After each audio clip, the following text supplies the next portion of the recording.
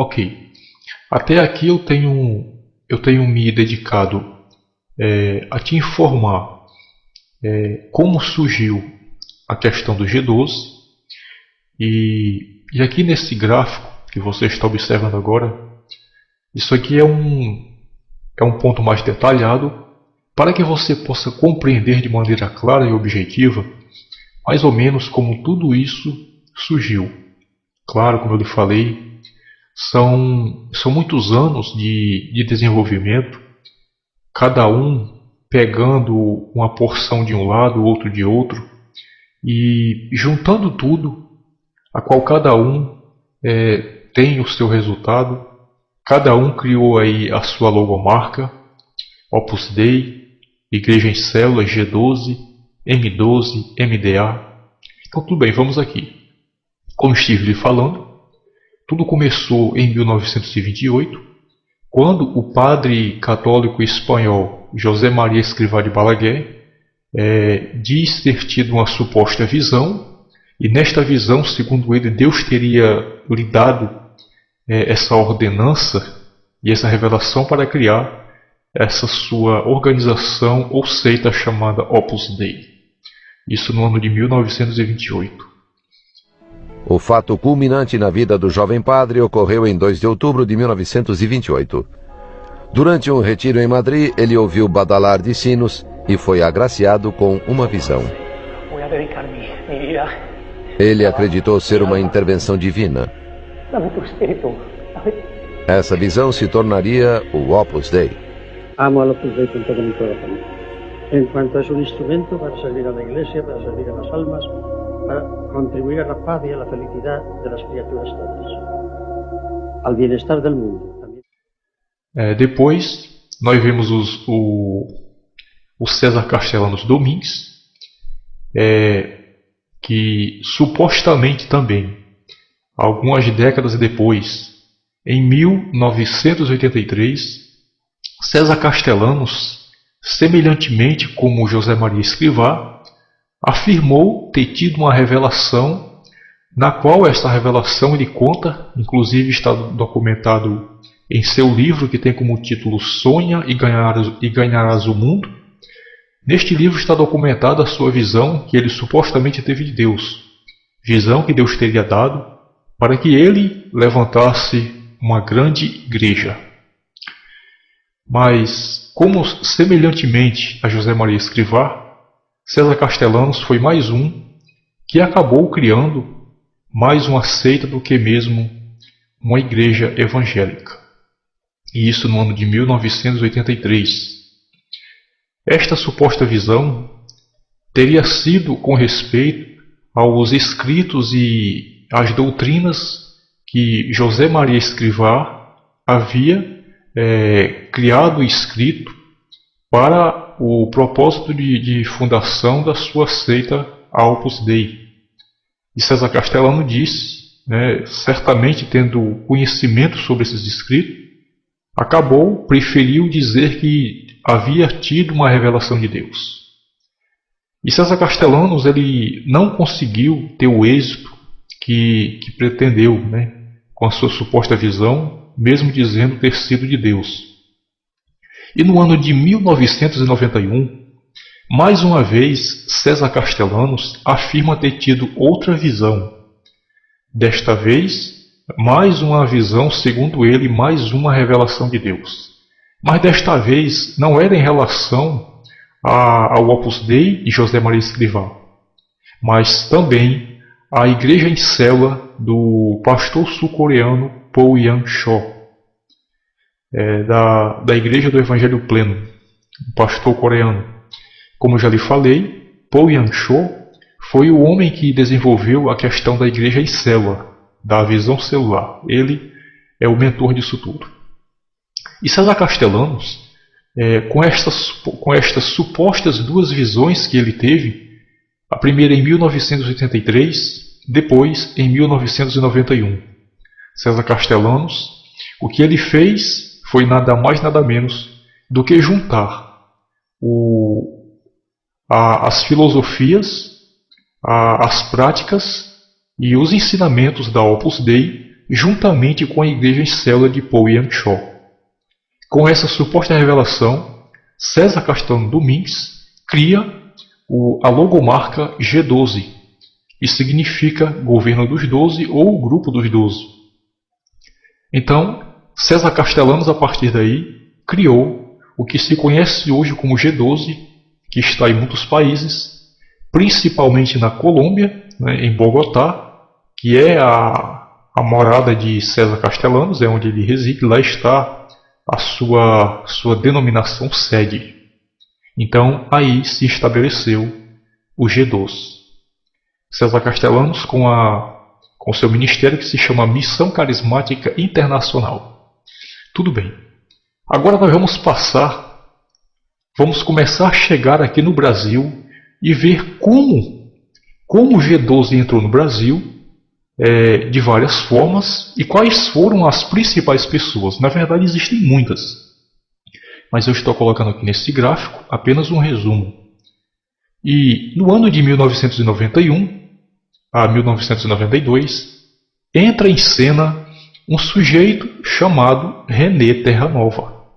Assim que René Terranova descobriu que César Castellanos estava colocando em prática e havia desenvolvido esse método chamado G12, René Terranova vai ao encontro, até os pés de César Castellanos, aprender sobre a nova metodologia, fruto da segunda visão de César Castellanos Domingues. Por muitos anos, René Terranova passou a trabalhar junto com César Castellanos em seu ministério, trabalhando e também, certamente, lógico, aprendendo as práticas, aprendendo os princípios das metodologias do G12. O que muita gente não sabe é que, depois de alguns anos, René Terranova acaba rompendo com César Castellanos Domingues. Esta ruptura entre René Terranova e César Castellanos você pode ver em alguns sites da internet, como esse que eu estou lhe mostrando aqui agora, que é um dos ministérios que trabalha com a metodologia G12, desenvolvida por César Castellanos, como nesse site que você vê aqui agora. Aqui você pode observar que é sobre o rompimento entre Terranova e Castellanos. O fato é que não se sabe realmente qual foi o que levou a essa ruptura. Mas eu creio, como tudo isso é um jogo de marketing, é uma estratégia marqueteira, tudo isso é uma briga por disputa. Tudo isso é uma briga por questão de liderança. Por quem tem a maior igreja, a quem tem o maior sucesso, e isso é uma busca de título. Isso não é uma busca pelo reino de Deus de coração, mas isso é uma busca por título.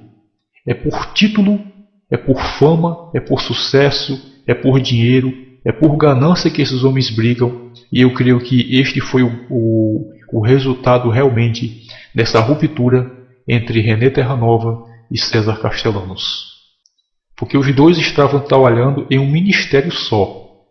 De repente, René Terranova rompe os laços espirituais, se é que eu posso dizer isso, rompe os seus laços religiosos com César Castellanos Domingues e vem para o Brasil trazendo em sua mente, em sua bagagem, as metodologias e práticas do G12.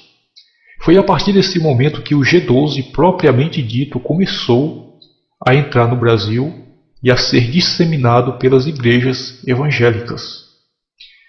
O problema é que o criador do G12, ou o manipulador, era César Castellanos, e ainda é. Então o que aconteceu? René Terranova veio trazendo o G12 e começou a implantá-lo aqui no Brasil com o mesmo nome usado na Colômbia, em Bogotá, G12. O problema é que, assim como uma marca de refrigerante, como Coca-Cola, ou como uma fralda Pampers, ou como qualquer um produto que seja famoso de uma marca registrada, assim é a logomarca do G12. E César Castellanos ele passou a reivindicar os direitos de sua marca, ou seja, César Castellanos impediu, através de leis, através da própria lei, impediu que René Terranova usasse a sua logomarca G12. Aqui nós vemos a primeira falha e a grande mentira dessas supostas revelações. Porque se de fato o G12 tivesse sido uma revelação de Deus, do Espírito Santo, então não poderia ser limitado. Mas já que César Castellanos impediu o uso da marca G12 para o suposto benefício do Evangelho, então fica claro que isso já não era algo do Espírito Santo, mas sim de manipulação humana, fruto da imaginação e da maquinação humana. Então, a partir daí, René Terranova fica impedido através de César Castellanos e da própria lei, da lei judicial, de utilizar a logomarca G12. Então, o que René Terranova acabou fazendo? René Terranova mudou a logomarca. Já que ele não podia usar o termo G12 porque estava infringindo direitos autorais de uma marca registrada de César Castellanos, então René Terranova muda de G12 para M12. G12, Grupo dos 12, e M12, Movimento dos 12, ou Ministério dos 12. Então mudou apenas o nome, mas a estrutura, o núcleo, ficou continuando sendo as mesmas características, talvez mudado algumas coisas muito pequenas. E então se conhece aqui uma modificação do G12 apenas visivelmente em Bogotá, em Colômbia, G12, e a de René Terranova passou a ser M12. Atualmente aqui no Brasil está se utilizando os dois, tanto G12 como M12.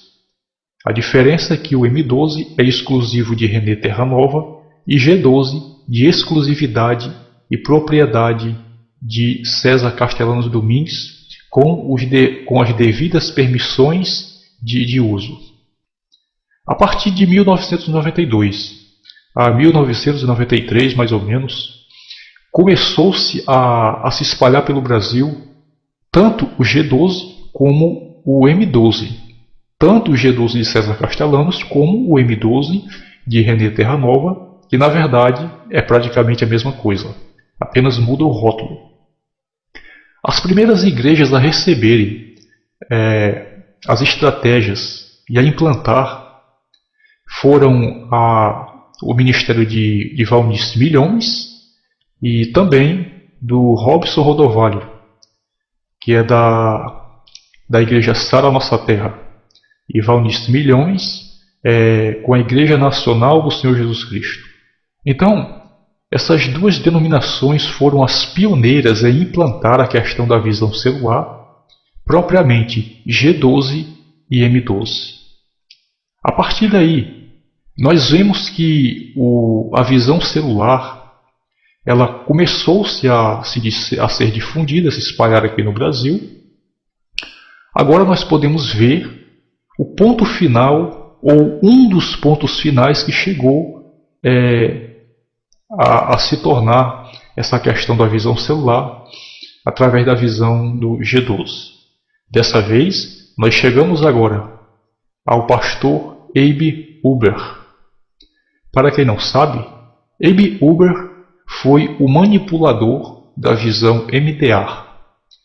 E agora sim nós vamos começar a falar as coisas mais próximas aqui a nossa região, a região do Ceará, né, que nas proximidades da capital de Fortaleza, a capital Fortaleza, que é o que está predominando, que é a nova mania que está se espalhando pelas igrejas, que é a questão do MDA.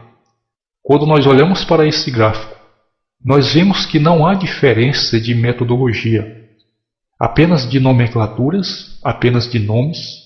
E aqui nós vemos agora o pastor Abe Uber, da Igreja da Paz, com sede em Manaus, Santarém, é o desenvolvedor ou simplesmente o manipulador do método que nós conhecemos como visão MDA.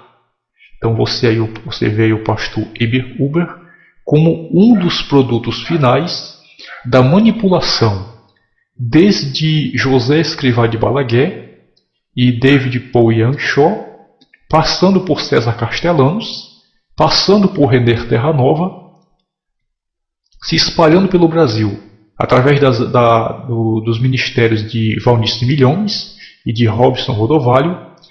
E aí nós temos agora um novo criador ou um novo manipulador do que nós conhecemos como G12, M12, resumindo, as famosas e chamadas igrejas em célula. Creio que deu para você entender um pouco sobre mais ou menos como tudo isso tem se desenrolado, desde os seus surgimentos, desde os seus primeiros mentores, com suas supostas revelações dadas por Deus exclusivamente, e passando pelo decorrer dos anos, até aqui, a respeito dessas metodologias que nós conhecemos, G12, M12, MDA, visão celular, e eu creio que também deve ter ficado dúvidas em sua mente, talvez muitas dúvidas, mas eu não tenho aqui o propósito de lhe falar 100%, até porque isto é impossível, isso é apenas um resumo. Agora eu peço bastante a sua atenção.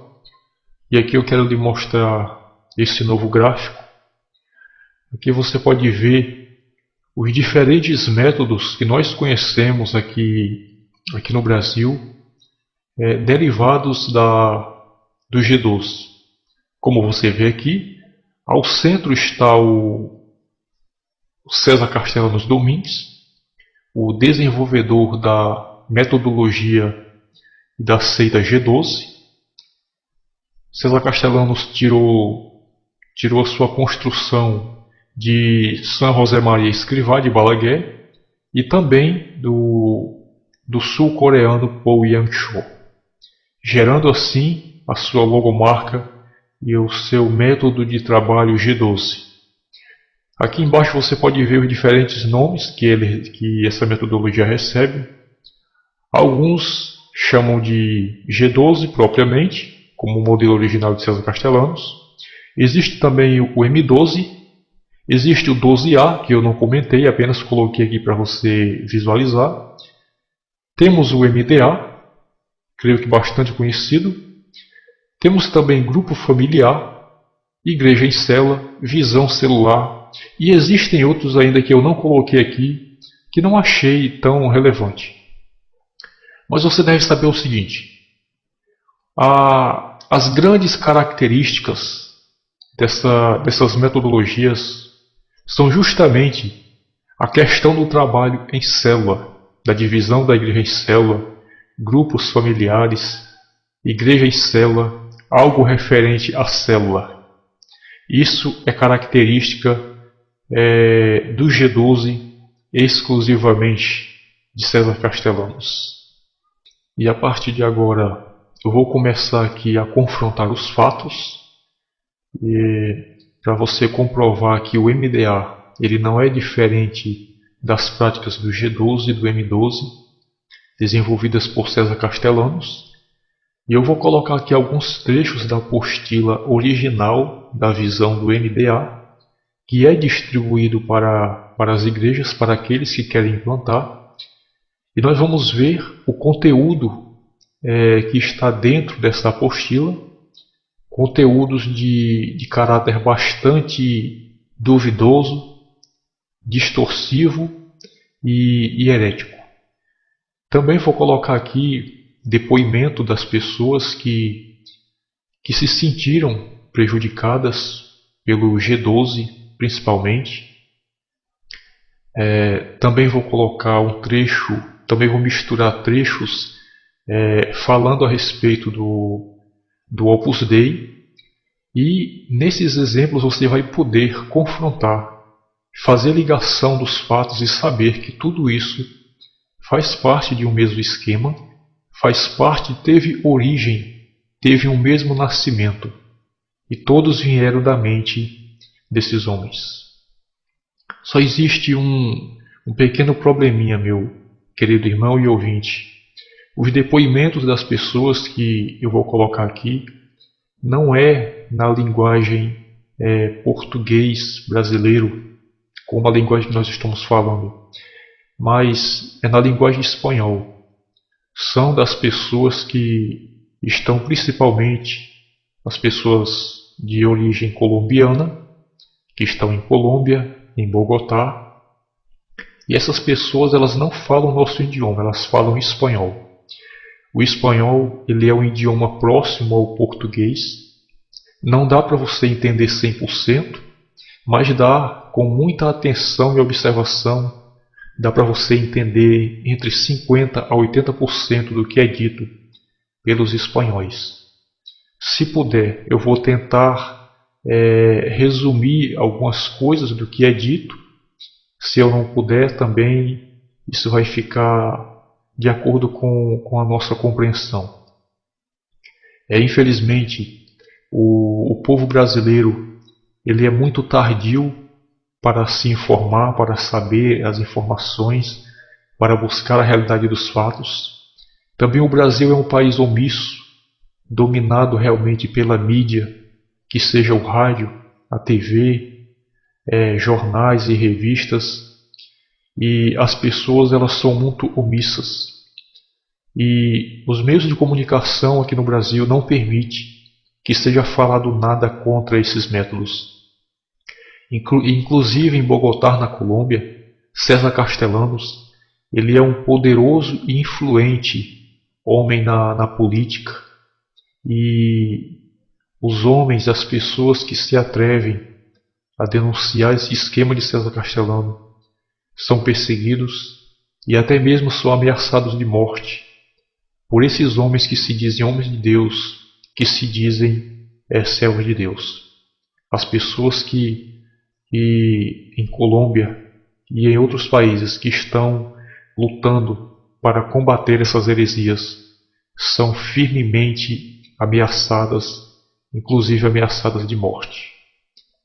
Mas na Colômbia, aonde isso surgiu, é justamente lá onde surgiu que as pessoas estão se levantando para colocar a boca no trombone, como se diz no popular, e denunciar as heresias e o satanismo de César Castellanos Domingues. Muitas das pessoas que estavam dentro da seita de César Castellanos quebraram o silêncio e vieram a canais de rádio e de TV denunciar o ocultismo, a sobriedade, os satanismos e as práticas perigosas que têm levado muitas dessas pessoas a estragarem suas vidas. Exemplos de pessoas que tiveram até mesmo casamentos e sua vida destruída por conta do G12, por conta da tal da igreja celular que surgiu principalmente na Colômbia, onde foi o seu nascimento, por César Castellanos. E agora eu vou aqui colocar alguns pequenos trechos desses depoimentos, onde essas pessoas contam um pouco da sua história. Todo esse conteúdo está no YouTube, você pode procurar. Eu tentei resumir algumas coisas, mas não é 100%, eu já deixo isso bem claro. Me desculpem aí os erros e os momentos equivocados, mas eu gostaria que você prestasse atenção aqui ao pouco que você consegue entender dessas pessoas. E enquanto você escuta esses pequenos trechos de depoimento, se você está utilizando o G12 ou MDA, visão celular, eu gostaria muito que você comparasse o que você está vivendo atualmente na sua igreja e você possa comparar com o que essas pessoas vão contar aqui nesses depoimentos. Vou tentar resumir algumas coisas, muito pouco, aproximadamente 16 minutos. O restante disso você pode encontrar na internet. Siga aí.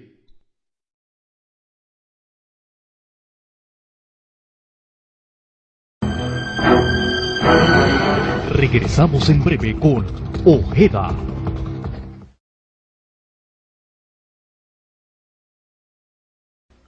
A senhora Dias contou no canal 64 parte dessa história.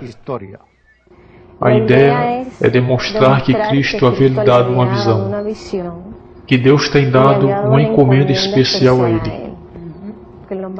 E o mais importante é que ele projeta em nós uma visão de que todos podem ser líderes, que todos podem alcançar grandes metas, que todos podem crescer grandemente, e que você vai alcançar grandes objetivos em um encontro. Se fala sobre doutrina do Espírito Santo em um encontro. É aí onde se apresenta a visão de César Castellanos. Também se fala do poder da oração. Se fala sobre a sanação, a cura espiritual, aonde as pessoas têm que pedir, se soltar-se de ressentimento e pedir perdão aos mortos. Quando você já está metido nisso, há uma desassociação da realidade e do que se está ensinando. E é muito importante que a pessoa não tenha contato com sua família. É muito importante se dizer que a família espiritual são esse grupo, é a visão.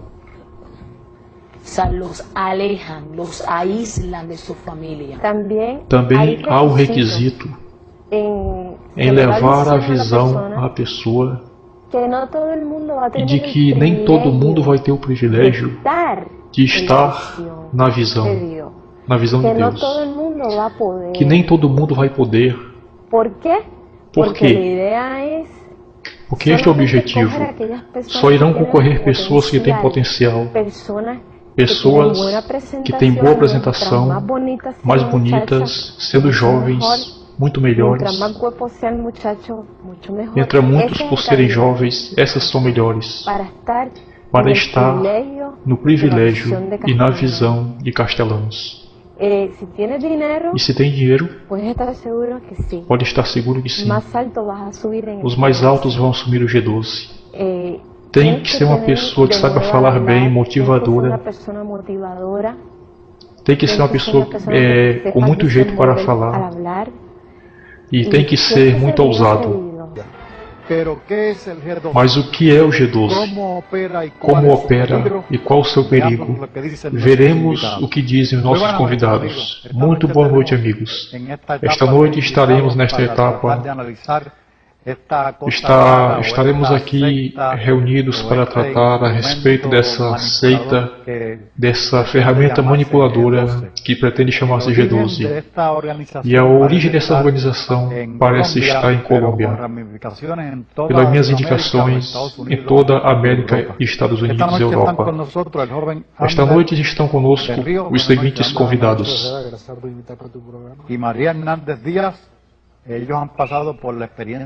Eles têm passado pela experiência do G12, e o pastor Pedro Couto, que é um crítico fervente contra esta organização.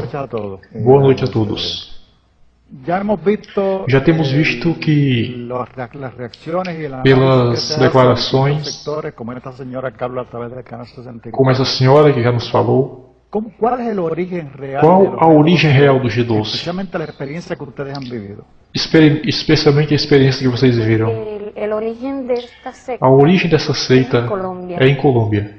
Um tal de senhor que se chama César Castellanos teve uma visão que diz ter recebido da parte de Deus. E nesta visão ele recebeu um suposto modelo e para evangelizar o mundo, para alcançar as massas de multidão, para controlar as massas. Você quer falar alguma coisa? Isso se refere à célula. Sim, o modelo usa o modelo celular e também utilizam técnicas de lavagem cerebral, entre outras coisas, para poder influenciar sobre a vontade das pessoas. Bem, bom, eles têm as suas práticas. O que diríamos, existe um voto de silêncio. É acerca das pessoas as quais eles podem ver que têm um potencial. E o que acontece quando se acerta a pessoa, eles agem de uma maneira particular. O que significa isso? Que eles já não se identificam como G12 nem como seita, senão como pessoas que querem te ajudar. Manipulando as pessoas, sim, exato. E te convidando para um retiro, aos quais eles chamam encontro ou pactos. Nestes retiros, então, as pessoas se expõem a uma manipulação e a um controle mental. Eu sou evangélica. Como equilibrar isso na dinâmica entre o cristianismo normal?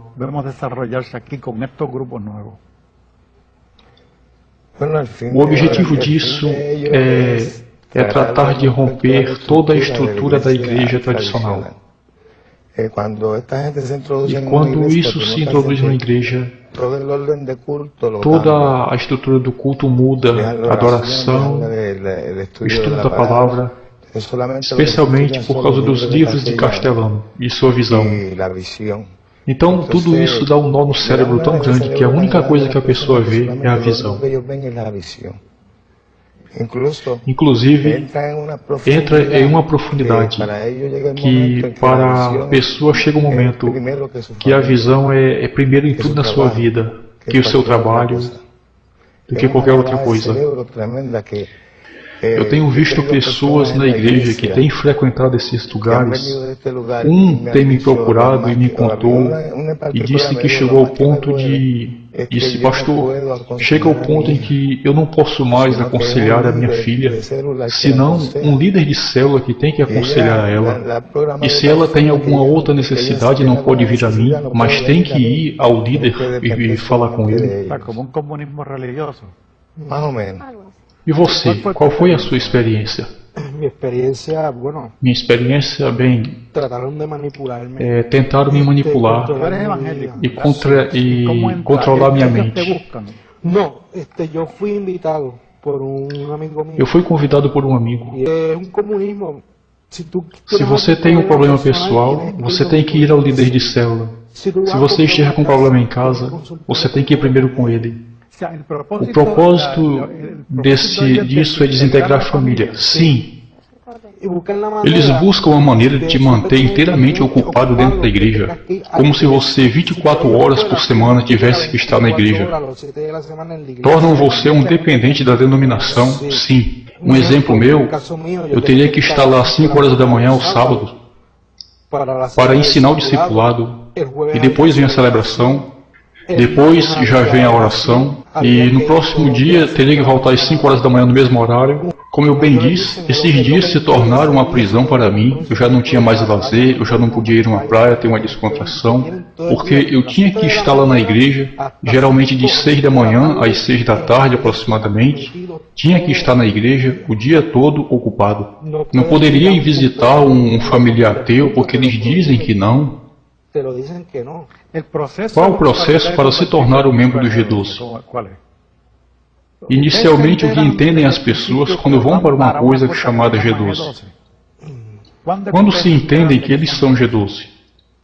Acaba passando o tempo quando você já está envolvido na célula. Tem que estar toda semana na casa do seu líder ou na casa de cada pessoa que compõe a célula. Tem que passar por um processo, sim. Aí você vai passar por um encontro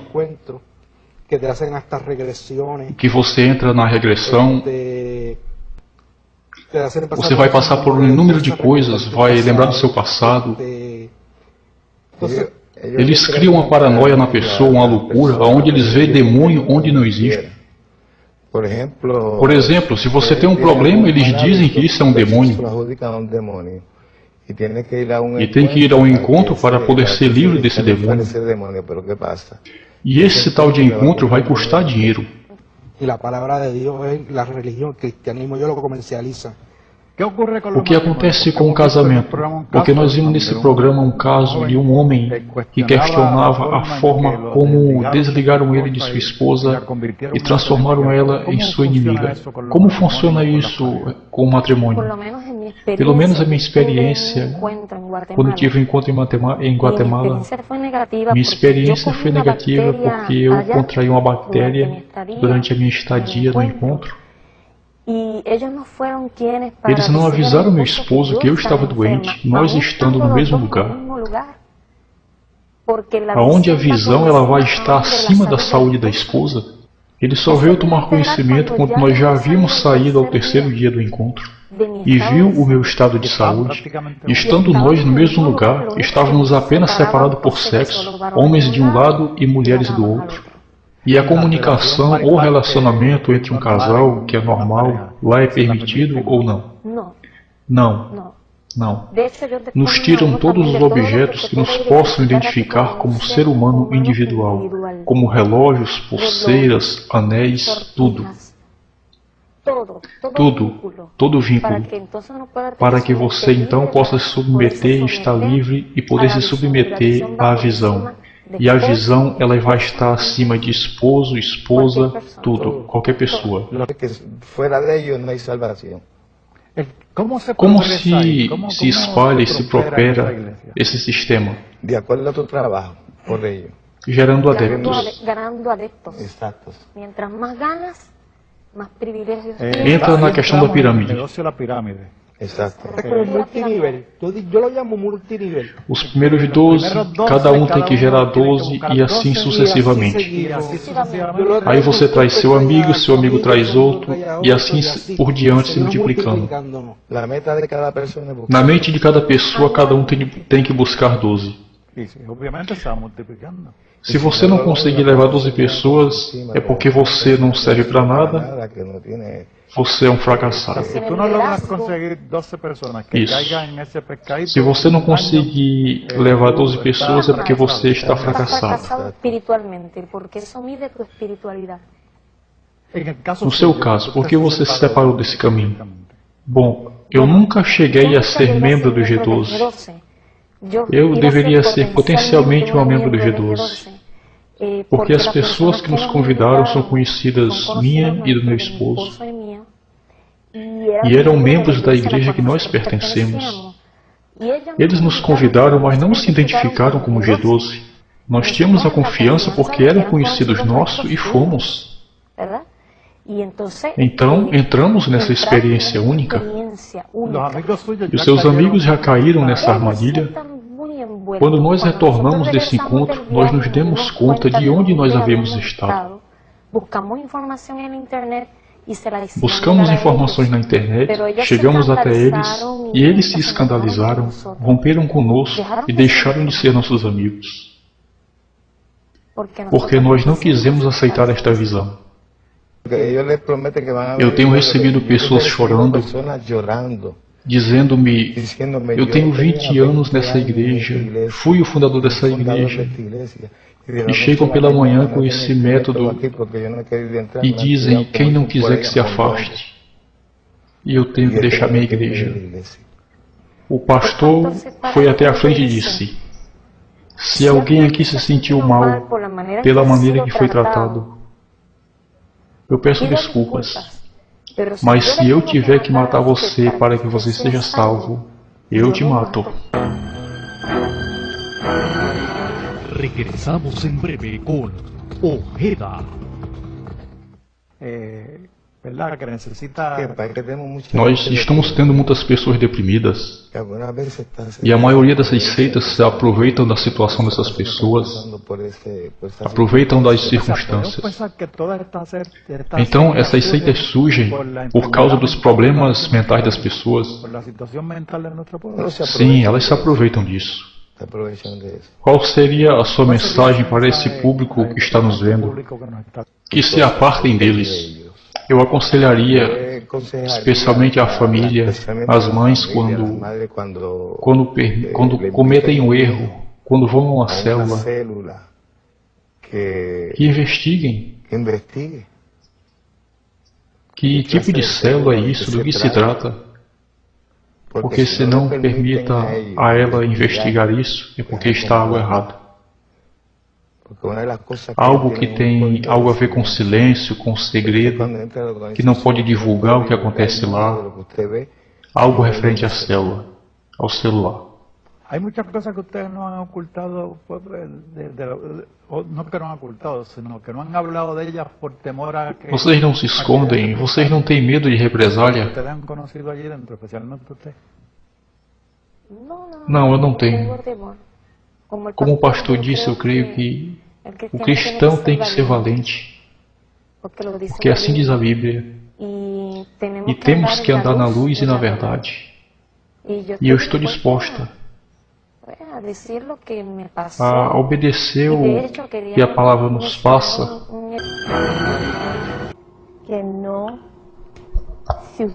Se você não tem domínio próprio de si mesmo, mas vai pelos outros, os outros vão te manipular.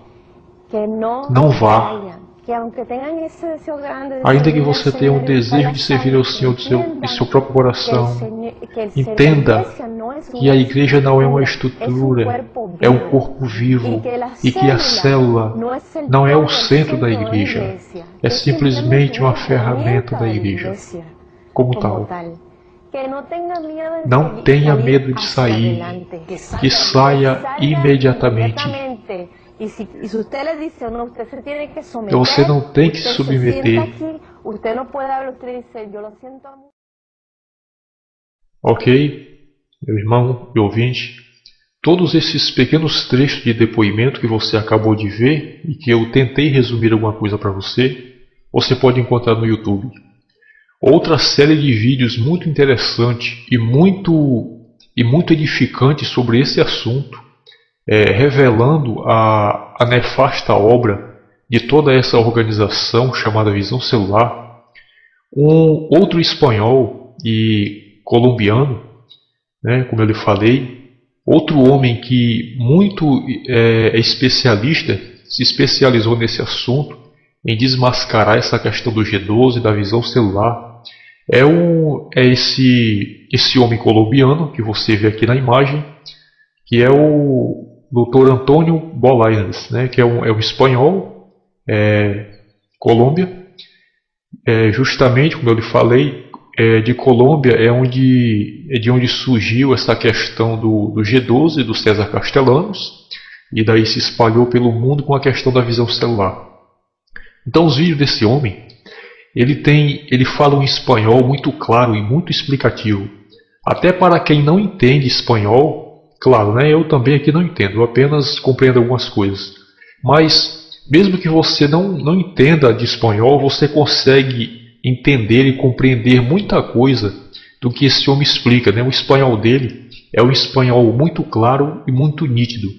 E eu vou colocar aqui também alguns trechos dele aqui, rapidinho, cerca de 10 minutos, para você entender e você ter um pouco de experiência do que realmente é o G12, na visão desses homens que realmente vivem na Colômbia, em Bogotá, aonde isso surgiu. Eu vou colocar aqui alguns trechos das pregações dele e das conferências e palestras que ele realiza, alertando as pessoas sobre esta faceta, essa máscara desse movimento do G12, do movimento Visão Celular.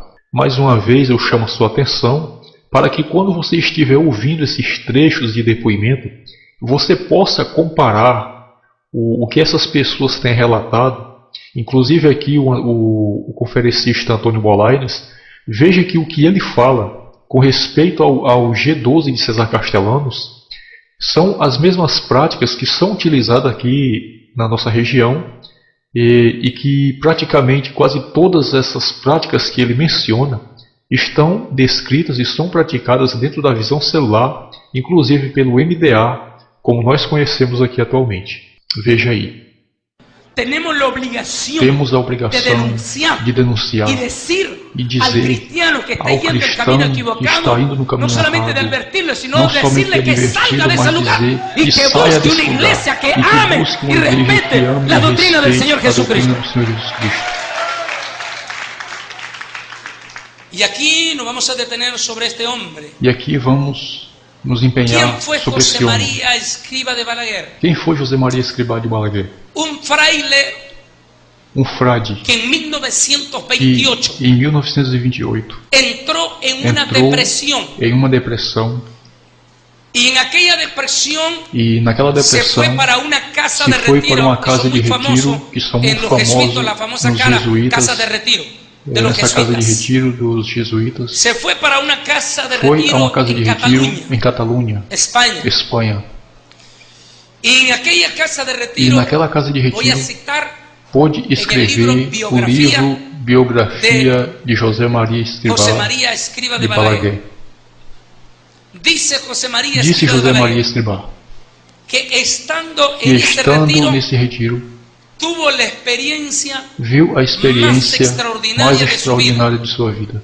cuando el Señor Quando Jesucristo o Senhor Jesus Cristo bajó del cielo baixou do y se céu encarnó en e él. se encarnou nele. Y en ese momento E neste momento fue llevado foi levado al mismo ao momento, mesmo a la misma momento, hora à y mesma al mismo hora, minuto ao mesmo de la minuto crucifixión de da Cristo Jesús en la cruz del crucificação de Calvario. Cristo lá na cruz do Calvário. Literalmente dice José María Literalmente Escriba de disse José Balaguer, Maria Escrivá de él Balaguer. sintió Disse que ele sentiu as mesmas que Cristo dores sintió en la cruz que del Cristo Calvario. sentiu na cruz do Calvário. Hice una entrevista Em sua con el entrevista, doctor Samuel Samuel Otero, Otero, doutor en teología y en psicología, y ha sido médico en el em um dos hospital, uno hospitais de los hospitales prestigiosos prestigiosos de Houston, Houston, Texas.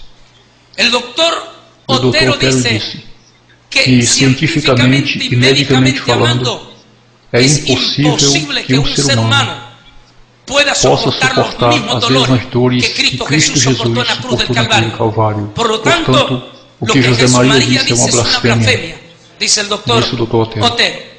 Quando José Cuando Maria José María volta depois da vuelve visão, después de la visión, entre do comillas, encontro, ele disse él que dice Jesus que lhe disse: Jesús le dijo, agora, ahora como como eu estou yo em estoy ti, en ti y como e como eu me yo me encarnei em tu, encarné en ti, agora ahora tu tú nomearás nombrarás os a teus tus 12, igualmente igual como que eu yo nomeei nombré meus mis 12. E com esses y con 12 esos 12 multiplicarei a minha santa amada Igreja Católica. Está Isso. diciendo José María. E Con esses con el 12 que tu nomearás, que tú nombrarás, eu yo haré un terei plan um plano estratégico de uma visão única para fazer com que todos os que saíram da Santa Amada Igreja Católica voltem de novo à Santa Igreja Católica. E assim, José Maria volta, regresa a la a la casa cural, volta com a la curia de su iglesita, emocionado para compartilhar o testemunho do que Deus supostamente havia dito a ele. Ao chegar naquela noite na casa paroquial, havia 13 diáconos da Igreja Católica esperando naquele lugar. Ele disse na biografia que ficou um pouco confundido, porque Deus havia dito que era 12 na visão, mas havia 13 esperando. Ele disse: eu vou falar a visão. Quando ele começou a falar da visão, e quando eu comecei a compartilhar a visão, disse ele, um dos 13 não ficou de acordo e se levantou e se foi, ficando apenas exatamente 12. E aí nasceu o que ele chamou de governo dos 12, os de 12. Em 1975, a uns 6 meses antes que morresse dentro de um manicômio, em uma entrevista que hoje em dia se tornou muito famosa, não somente por los investigadores evangélicos, senão também pelos críticos como San Juana Martín, histórico católico do México. San Juana Martín, que escreveu quase 500 páginas, que se chama A Verdade Oculta de trás de G12, por trás do Vaticano. dedica dedica 250 páginas só para falar do G12 e das estratégias e plano de como o G12 teriam planejado se infiltrar nas igrejas pentecostais. Disse José Maria Escrivá de Balaguer em uma entrevista 6 meses antes de morrer. No jornal de um país, o jornalista, em uma entrevista, intrigado porque nos famosos encontros do Opus Dei, que para 1975 já teria em suas filas a 75 mil membros dentro do movimento do Opus Dei. Havia crescido com uma rapidez impressionante, enquanto a fidelidade estava morta. Então esse jornalista, intrigado pelos famosos 4 encontros, o pré-encontro, o encontro, o pós-encontro e o reencontro. Então, intrigado por esses encontros, o jornalista perguntou por que havia tanto silêncio durante os encontros, e por que a cada pessoa que assistiu ao encontro fazia um voto de silêncio. José Maria respondeu e disse: a razão que fazemos isso com um pacto de silêncio é para que despertar a curiosidade nos ouvintes, na primeira parte. O importante é que siga dizendo, onde ele diz, e não somente por isso, senão que estamos preparando um super exército de 12 por 12 para que no novo milênio, quando nossa Santa Amada Igreja estiver sofrendo graves problemas, pretendemos pegar esse super exército e infiltrar em todas as igrejas hereges, a fim de trazer de volta os nossos irmãos católicos que saíram da Santa Madre Igreja. E termina com esta palavra. E se não voltarem, não importa. Pelo menos nós vamos confundi-los. O Opus Dei, que mais tarde seria uma organização do G12, é uma palavra latina que a tradução no espanhol significa a pregação da cruz. Significa que cada membro do Opus Dei tem que sentir as mesmas dores da cruz de Cristo. Os do Opus Dei dizem que para chegar ao céu tem que flagelar-se. E por isso os do Opus Dei se flagelam o seu corpo para sentir dor. Quanto mais dor sentem, mais se purificam. Talvez o aspecto mais polêmico da vida no Opus Dei seja a prática da mortificação corporal, atos de autonegação ou dor voluntária como penitência, uma espécie de sacrifício corporal. Amém. A adoção da mortificação pelo Opus Dei remonta diretamente ao seu fundador. Se não te mortificas, nunca serás alma de oração. Bendita seja a dor, amada seja a dor, santificada seja a dor, glorificada seja a dor. Simples mortificações incluem sacrifícios diários como jejum, banhos frios ou dormir no chão ou sobre tábuas sem travesseiro. Mas são as formas extremas de mortificação praticadas por alguns numerários que suscitam mais críticas. These are the corporal mortification instruments that are used in Opus Dei. This is the discipline. They use it on their bare buttocks while they recite a Hail Mary. The Silas is like a barbed wire chain. They tie this around their thigh. They're encouraged to tie it tightly so that it digs into the skin. And they wear this for 2 hours every day except Sundays and feast days. Recentemente, o Opus Dei tem sido acusado de ser uma seita secreta e perigosa. Quase todas as críticas concentram-se no estilo de vida dos fidelíssimos numerários que moram nos centros do Opus Dei. A correspondência deles é censurada. Suas escolhas quanto a livros, filmes e entretenimentos requerem aprovação. Os evangélicos nos encontros também praticam a flagelação, mas de uma forma espiritual. Não chegam a sentir dor propriamente, mas se vão ser purificados. Isso se chama flagelação. que praticam os pagãos, os satanistas. Deus proíbe em Deuteronômio. E aqui chegamos a nos secretíssimos encontros. O jornalista de Vanilla, Filipinas, se infiltra com uma câmera escondida num dos encontros do G12. Aqui estamos vendo essas imagens nos famosos quartos de retiro. Gente caída. O que estão ministrando? O que acontece nesses famosos encontros? Como é que um irmão ou uma irmã já está com 15 ou 20 anos de evangélica, depois de 3 dias dentro de um encontro, diz: lamento todo o tempo que perdi? O que é isto que ela recebeu aí?